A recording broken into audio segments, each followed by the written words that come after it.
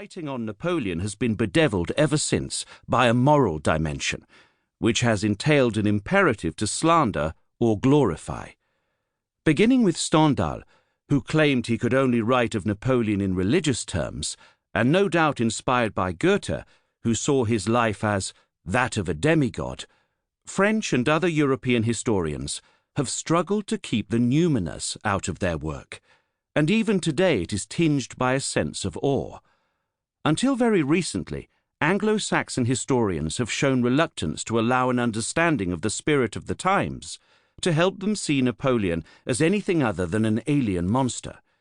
Rival national mythologies have added layers of prejudice which many find hard to overcome.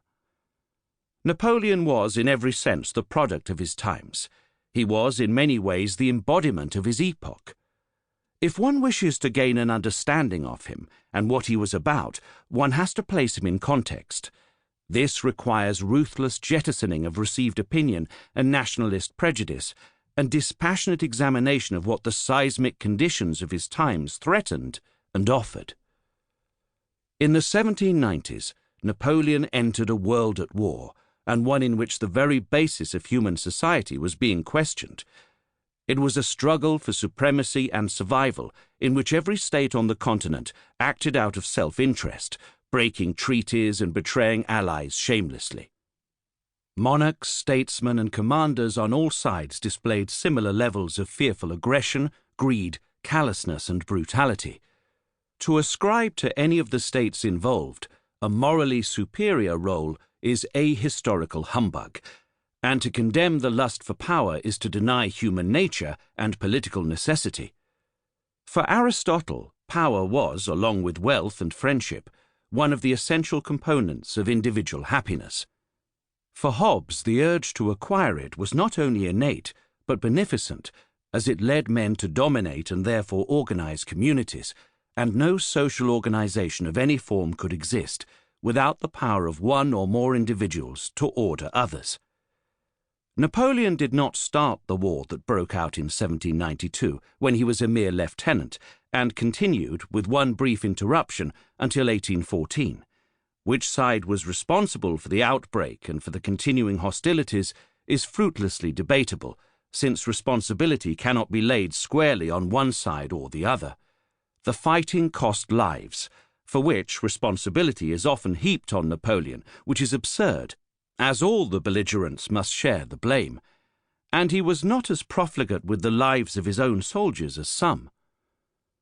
French losses in the 7 years of revolutionary government, 1792 to 99, are estimated at 400,000 to 500,000, those during the 15 years of Napoleon's rule at just under twice as high, at 800,000 to 900,000. Given that these figures include not only dead, wounded, and sick, but also those reported as missing, whose numbers went up dramatically as his ventures took the armies further afield, it is clear that battle losses were lower under Napoleon than during the revolutionary period, despite the increasing use of heavy artillery and the greater size of the armies. The majority of those classed as missing were deserters who either drifted back home or settled in other countries. This is not to diminish the suffering or the trauma of the war, but to put it in perspective. My aim in this book is not to justify or condemn, but to piece together the life of the man born Napoleone Buonaparte, and to examine how he became Napoleon, and achieved what he did, and how it came about that he undid it. In order to do so, I have concentrated on verifiable primary sources, treating with caution the memoirs of those such as Bourrienne, Fouché, Barras, and others who wrote principally to justify themselves or to tailor their own image, and have avoided using as evidence those of the Duchesse d'Abrantes, which were written years after the events by her lover, the novelist Balzac.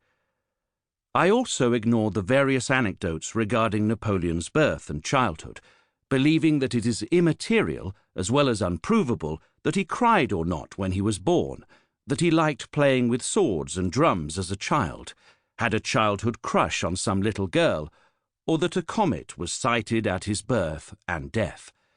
There are quite enough solid facts to deal with.